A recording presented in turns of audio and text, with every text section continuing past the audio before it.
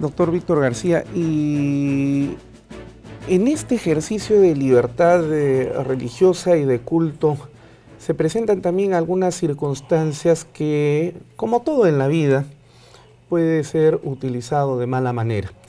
Digamos, un cuchillo en las manos de Gastón Acurio es un instrumento de arte culinario, ¿no? Pero en las manos de Momón es un instrumento de homicidios y de delito. Igual sucede con la religión, cuando es utilizada con otros fines, pues nada religiosos.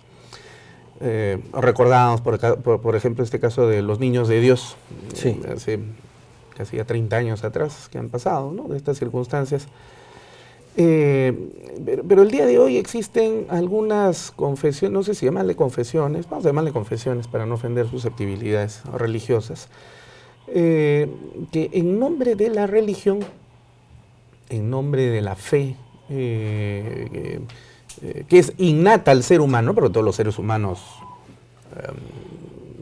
expresan algún tipo de credo, inclusive el ateo, ¿no? Hasta el ateo cree que no cree en nada, ¿no es cierto? Y sobre esa base surge su seguridad, así que entonces esa paradoja es expresión precisamente de este sentido de creencia. De modo tal entonces que hay algunos sujetos inescrupulosos que aprovechan esta circunstancia humana para explotar esa condición humana y beneficiarse a partir de ello, ¿no?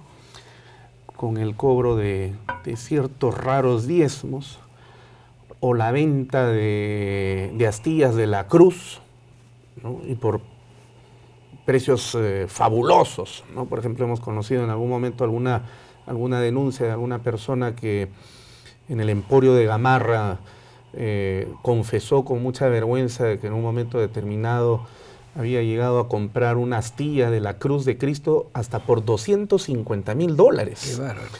Y donde sabíamos de que había pues un montón de personas que pertenecían a estas confesiones religiosas que tenían sus pedacitos de sus astillas de la Cruz de Cristo y que se habían vendido pues a montones formidables. Primero, ¿de qué tamaño habrá sido esa Cruz de Cristo, ¿no? para hacer una venta de esta naturaleza? Y segundo, el hecho de que evidentemente pues son personas que están siendo estafadas. Y todo en nombre de la religión y del ejercicio justamente de una libertad como esta, protegida constitucionalmente. Y han llegado a comprar hasta viejos cines y los han convertido en escenarios donde se practican estas religiones y donde estos guías espirituales hablan el castellano mal masticado de cierto grupo de limeños conocidos de aquí, pero cuando se transforman en pastores de fe, como si fueran enviados de las lenguas de fuego que permitía a los apóstoles hablar diversos idiomas, parecería que hablan un castellano con acento portugués, con acento brasileño, y hasta tienen programas de televisión. Y lo cierto es que están aprovechándose de la condición del credo de las personas y se están enriqueciendo a partir de ello. Hay múltiples denuncias, no solamente dentro del Perú, sino en Brasil, en Bolivia, en Ecuador y en varios países de América Latina.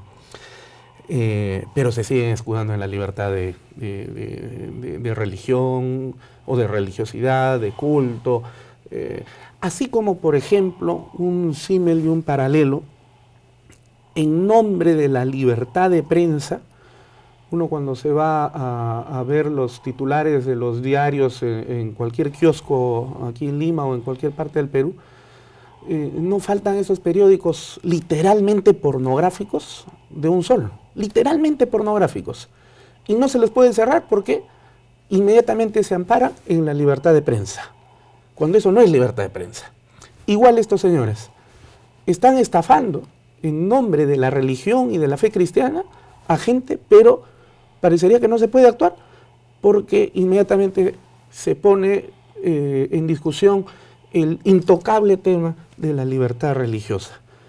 ¿Cómo hacer para que el Estado en ejercicio de su sistema democrático, no termine disparándose a los pies, como sucede en este caso, y donde la democracia termine siendo una democracia boba, una democracia simplona, incapaz de poder reaccionar contra estos sujetos que estafan al pueblo, mienten desde las iglesias de esta naturaleza y se aprovechan pues de la fe de los hombres. Sí, definitivamente en algunos aspectos la fe puede ser un elemento rentable, en el peor de los sentidos. Y en otros casos, la fe puede llevar a situaciones dramáticas. Yo puedo comentarle a Luis Alberto dos casos en particular, uno, el más emblemático de todos. Usted recordará el caso de Jim Jones, Claro. que fue un niño de un hogar disfuncional. Cada vez que el padre venía drogado o con copas para agredir a la madre, incluso para agredir al niño, la madre sacaba a esta criatura por una ventana y era recogido por una anciana. Y la anciana, al ver el grado de tensión del niño, alguna vez le dio una Biblia y le dijo que leyera la Biblia, que iba a encontrar allí paz. Y efectivamente el niño se ensimismó tanto, podrían estar matando a golpes a la madre, pero él empezó a encontrar un remanso de tranquilidad en la Biblia.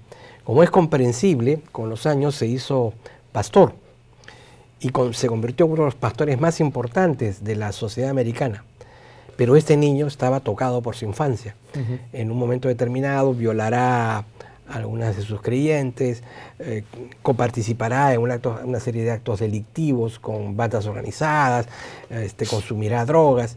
Y entonces cuando se inicia una investigación en el Congreso de los Estados Unidos, Jim Jones sale a su comunidad y le dice que ha recibido un mensaje de Dios, el cual indica que al cielo no se llega, que el cielo se construye, y que el cielo hay que construirlo en Georgetown, Guyana, en Jamaica, creo que parece que es.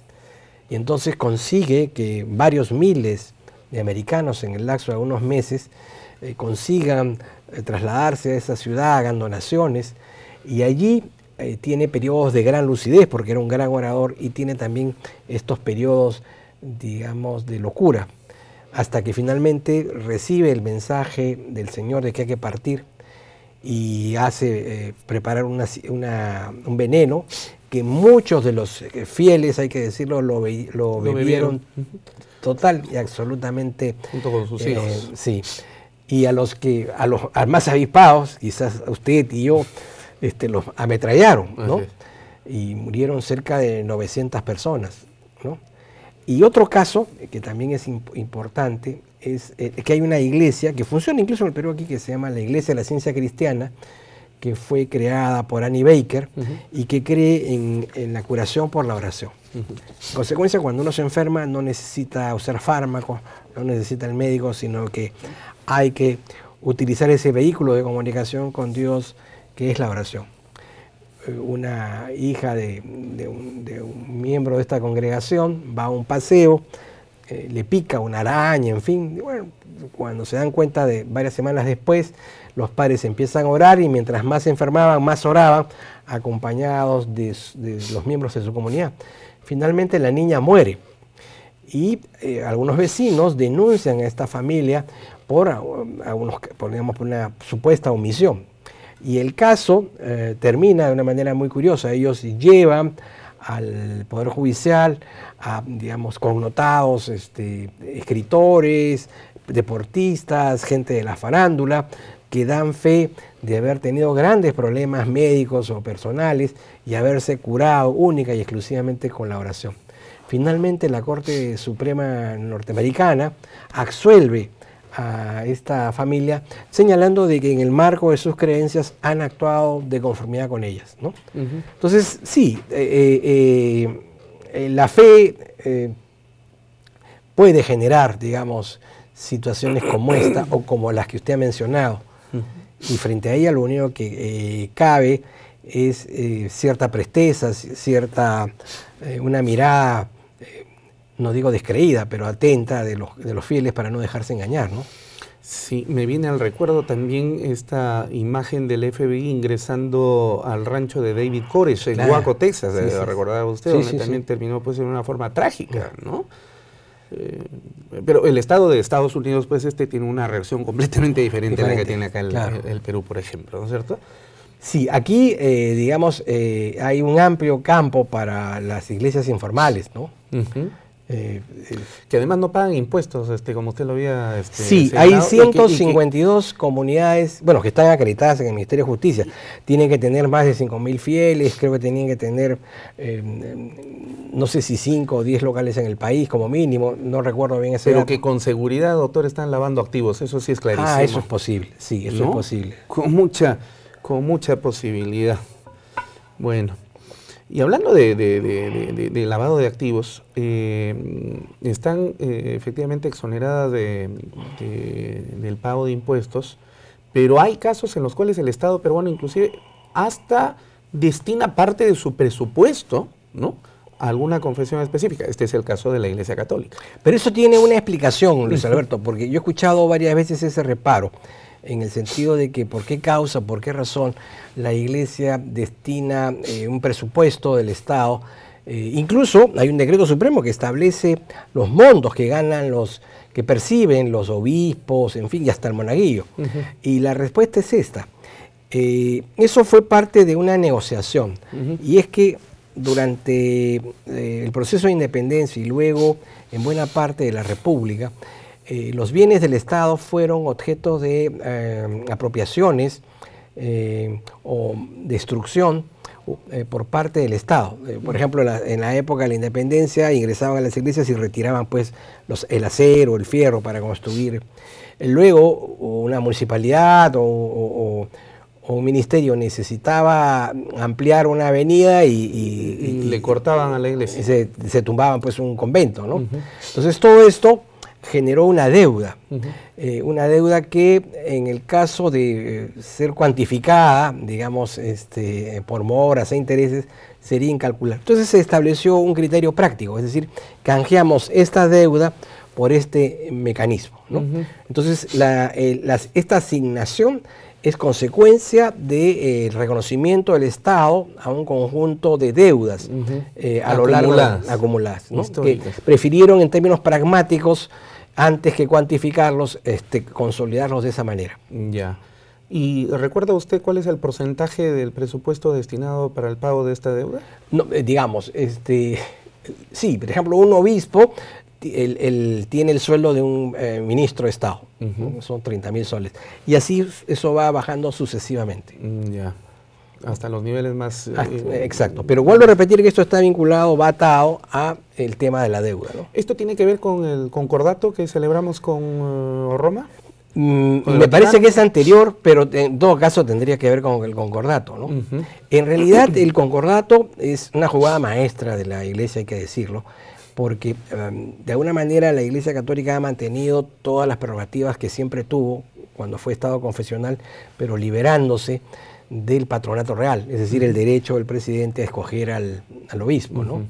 Entonces, sí, en términos políticos habría que decir que ha actuado con inteligencia y más bien el Estado, pero no, con cierta ingenuidad, ¿no? Bueno, y finalmente, ¿cuál es la opinión que usted tiene respecto de la introducción de consideraciones religiosas en la currícula educativa de las instituciones educativas públicas? Está en la Constitución. Si uno revisa el capítulo... Por eso es que digo que nuestra Constitución no puede plantear un Estado laico, porque justamente en el capítulo artículo de educación incluye que en la currícula se dictará el curso de religión, dejando a salvo a aquellos que no profesen la religión católica de abstenerse de ese curso, o ser dictados de otra manera en el caso de que existan de colegios de otras confesiones, ¿no? Pero en el texto constitucional no se señala específicamente que el curso de religión tiene una orientación estrictamente católica. ¿O sí? Se deja entrever. Sí, ¿no? Esa es la interpretación. ¿Por qué? Porque es la mayoría. Porque es la mayoría. Y porque siempre se dictó así. O sea, lo que ha hecho es, digamos, mantener una línea. Más aún, el profesor de religión no lo escoge el Estado. El profesor de religión lo escoge el obispo de la localidad. Digamos, porque para poder dictar el curso hay que tener una autorización. Si yo no tengo una autorización del obispo, no puedo dictar el curso. En consecuencia, quien designa de manera directa o indirecta al profesor de religión es el obispado. El obispado, ¿no? Sí. Y bueno, donde básicamente pues ya no sé en realidad a cuántas horas se ha reducido el dictado del curso de religión. Al menos cuando yo era niño era de 4 horas. El problema de ese curso, hay que decirlo, porque a mí me pasó que era súper aburrido. No por la materia, sino porque creo que requiere, digamos, de un profesor, digamos, que como en toda materia, estimule, ¿no es cierto?, el interés por el curso. O sea, digamos, poco se gana, digamos, me refiero al caso de la Iglesia Católica, teniendo el curso si no tenemos, digamos, al operador, digamos, que motive, ¿no es cierto? Que básicamente era pues una catequesis aprendida de memoria, sí, claro, ¿no? Y donde el que no recordaba a pie juntillas y al pie de la letra recibía el palo ahí inmediatamente, ¿no? ¿Seguirá siendo así? Bueno, ya no hay palo porque ahora va y le da golpe al profesor. Ya no, está prohibido. Sí. Está totalmente prohibido. Bueno, doctor Víctor García Toma, muchísimas gracias. Gracias a ustedes por la invitación. Por haber estado el día de hoy en Referente Jurídico en esta muy grata conversación. Vamos a convocarlo nuevamente para el mayor gusto de tantos temas que en derecho constitucional pues podemos tocar y que son siempre de actualidad y además de interés de nuestros televidentes. Muchas gracias. Gracias. Bueno, de esta manera llegamos entonces al final del programa del día de hoy. En nombre del doctor Gonzalo Chávarri Vallejos, fiscal supremo del Ministerio Público y presidente del Consejo Directivo de la Academia de la Magistratura, les expresamos nuestra mayor gratitud por seguirnos semana a semana a través de JNE-TV, al cual también siempre agradecemos por permitirnos llegar a vuestras pantallas. Con ustedes será hasta la próxima emisión de Referente Jurídico. Permiso.